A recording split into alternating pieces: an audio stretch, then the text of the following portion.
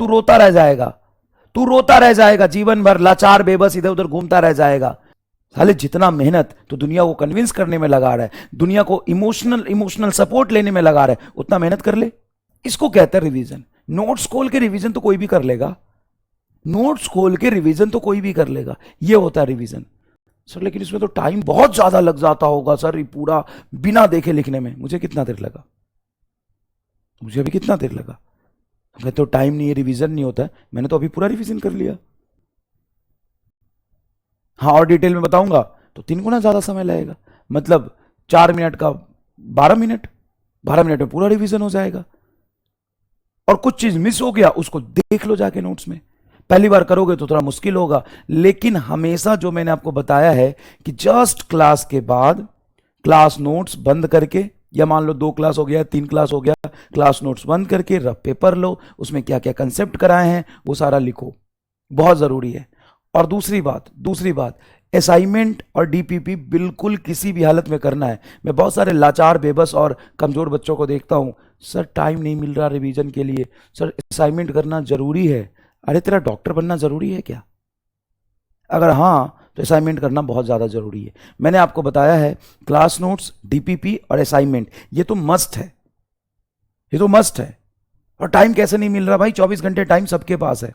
पढ़ने में स्टार्टिंग में फ्लो में आने में थोड़ा समय लगता है, लेकिन अगर तुम अपना सारा एनर्जी, सारा फोकस, सारा कंसंट्रेशन फिजिक्स केमिस्ट्री बायोलॉजी पे डालोगे तो बिल्कुल समय मिलेगा। अब मैंने तुम्हें 60 क्वेश्चन के असाइनमेंट दूंगा, सर इतना असाइनमेंट कैसे होगा? एक बात बता दो, 3 घंटे में जाके तू 180 सवाल कैसे करेगा? तू 3 घंटे में जाके 200 सवाल कैसे करेगा? सारा ये जो तू सीख रहा है साम दाम दंड भेद किस दिन के लिए सीख रहा है? ताकि नीट के पेपर के दिन तू बैठ के पूरा 200 सवाल तू देख पाए, उसमें से 180 सवाल तू अटेम्प्ट कर पाए। ये तुम्हारी रफ्तार और एक्यूरेसी होनी चाहिए। और नीट फिजिक्स के लिए सिंपल एक बात बता देता हूं, हमेशा याद रखना, एक ही तरीका है नीट फिजिक्स को कवर करने का, सिर्फ और सिर्फ एक ही तरीका है। और वो तरीका यह है कि नीट में फाइनल पेपर में बैठने के बाद हर सवाल तुम्हें देखा हुआ आना चाहिए। हमें ज्यादा पढ़ाता हूं, मैं बहुत सवाल कराता हूं, हर चैप्टर में 2-2, 300 सवाल कराता हूं, बहुत कम है ये। असाइनमेंट जोड़ दोगे तो हर चैप्टर में 400 सवाल हो जाएंगे, बहुत कम है ये। क्योंकि तुम्हारे पास 9-10 महीने का एक टाइम स्पैन है, एक टाइम इंटरवल है 9 से 10 महीने का। जो तुम 3 घंटे जो नीट में बैठोगे उसके कंपेयर में तो इनफाइनाइट है ना, उसके कंपेयर में तो इनफाइनेटली लार्ज टाइम है ना। तो उस 3 घंटे में जो भी तुम सवाल देख रहे हो, जो भी तुम्हारे सवाल नीट में आने वाला है, वो सवाल तुम्हें पहले ही करना पड़ेगा। तभी वहां पे देखो, नीट में समझने की कोशिश करो। मैं अगर फिजिक्स की बात करूं तो 1 घंटा मैक्सिमम तुम ले सकते हो। 4 सब्जेक्ट में से फिजिक्स, केमिस्ट्री, बॉटनी, जूलॉजी, तो तुम मैक्सिमम फिजिक्स को कितना दे सकते हो? 1 घंटा दे सकते हो।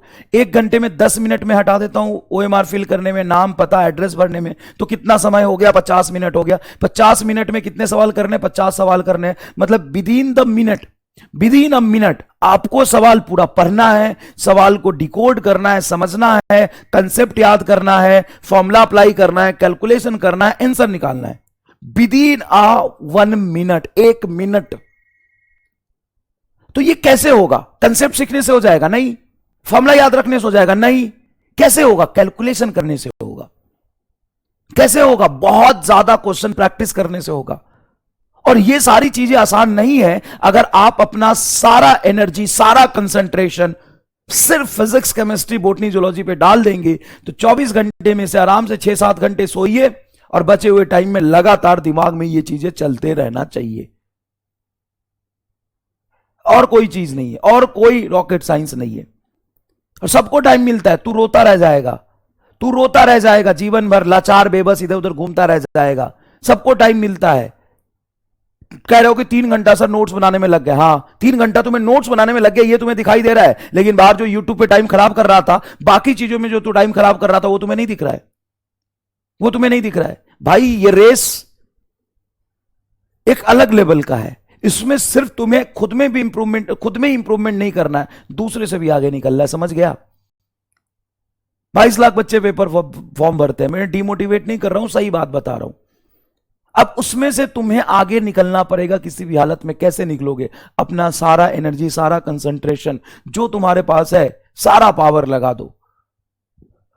आओ गधेरा कहीं का, रोया मत कर। देख ना, संघर्ष सबके जीवन में होता है, संघर्ष सबके जीवन में होता है। कोई उस संघर्ष को मजबूरी बनाता है, कोई उस संघर्ष को कामयाबी बनाता है।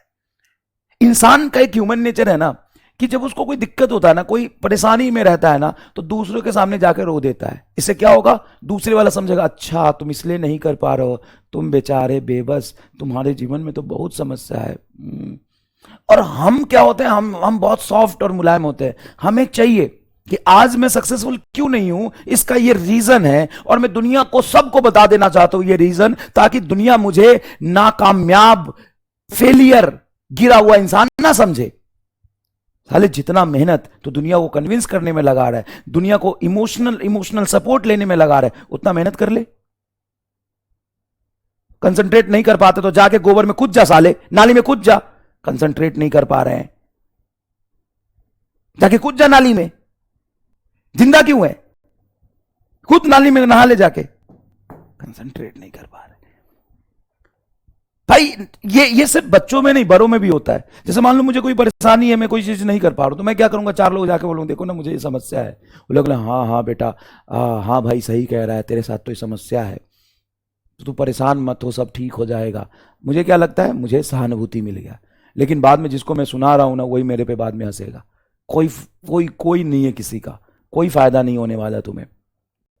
तो संघर्ष समस्या सबके जीवन में है, संघर्ष समस्या सबके जीवन में है, सिर्फ तुम्हारे जीवन में नहीं है।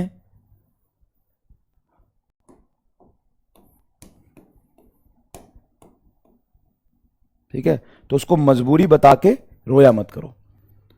संघर्ष और समस्या सबके जीवन में है, उसको मजबूरी बता के हर जगह रोया मत करो, उसको अपने कामयाबी में बदलो।